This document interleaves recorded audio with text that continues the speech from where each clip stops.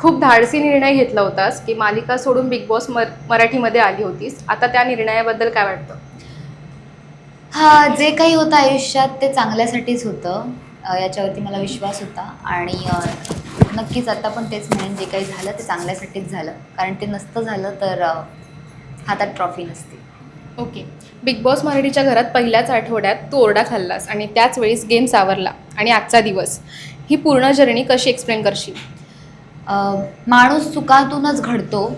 जर चुका झाल्या नाहीत तर माणूस घडू पण शकत नाही. मी बिग बॉसमध्ये हेच शिकले, की चुका झाल्या, एक तर चुका करू नका. चुका झाल्या तर त्या एक्सेप्ट करा आणि त्याच्यामध्ये सुधार आणायचा प्रयत्न करा. माणूस त्यातूनच परफेक्ट घडतो. माणूस कधीच परफेक्ट नसतो आणि कितीही परफेक्ट राहायचा प्रयत्न केला तरी पण मग माणसावरती येतच ते ढोंगीपणा, खोटेपणा, ओव्हर ॲक्टिंग वगैरे.